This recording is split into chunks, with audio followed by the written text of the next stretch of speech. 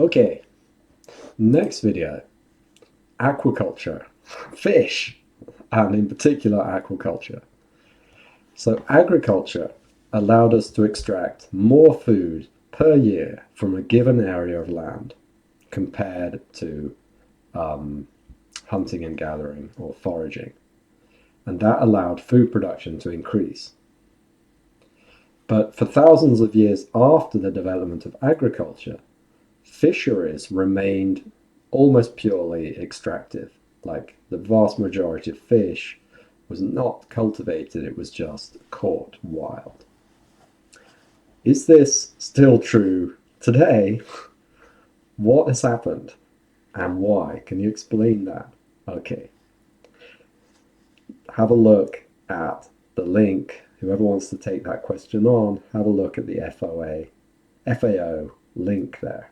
And of course, you're all very welcome to have a look if you're curious. And of course, it's no secret here that one of the things that has happened is that we started cultivating fish. How might Solow, in his paper that some of you, it's got some of you read for the data interpretation, how might he explain the development of aquaculture? So I'm going to have a think about that, and I'm going to have a think too about how exactly I'm going to tackle that. So I'm going to pause the video for a little minute. Okay, so how might Solow explain the development of aquaculture? This might seem a bit far-fetched, but actually it's pretty straightforward. So let's see. So what did Solow do? He was really talking about minerals, wasn't he, in that paper? He wasn't talking about fish, that's for sure. Or unless my memory is failing me badly. But Solow basically said, look, there's this final goods sector, there's households, and people go out to work.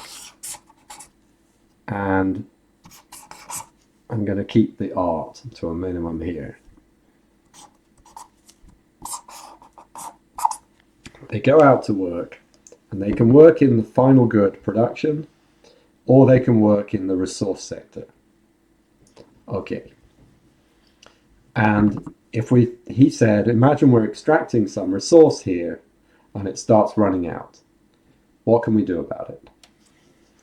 And he said, well, look, maybe here there are alternative products. So this is like an office block, yeah, and this is the factory. There's manufactured goods, but there might be like services or some other goods that don't depend as much on this stuff. So if this stuff's running out, we could switch to those goods. Okay, so that's one thing we could do. Another is we could keep consuming this stuff, but we could find ways to make it more efficiently, so we don't need as much of the resource.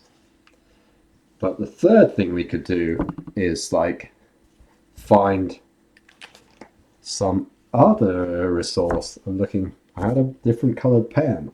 Sorry, let me pause this. There it is. The other thing we might be able to do is go and work in some other sector. Okay, it's like, okay, this stuff ran out, so we'll head off and use that resource instead. Okay. So, what's going on with the fish?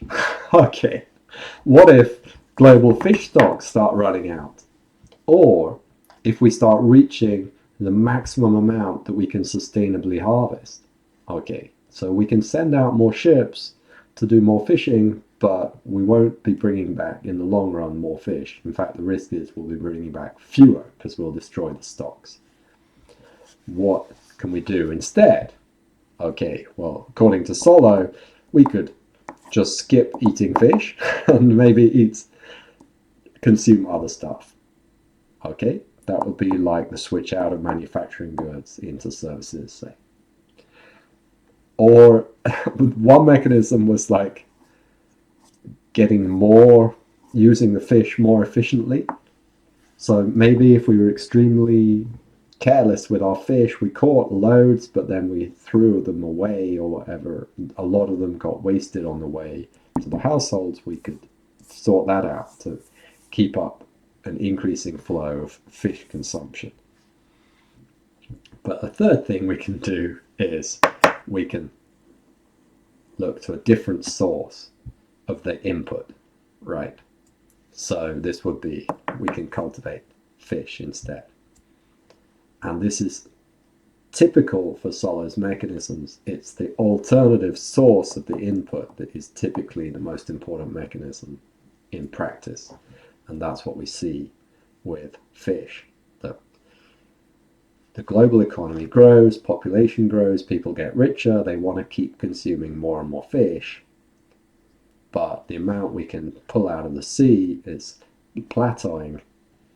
We start cultivating instead. Okay. Pretty straightforward, actually.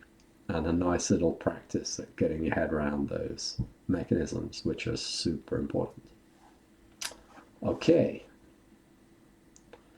So that is fish. And we're going to say a little bit about biodiversity in the next video.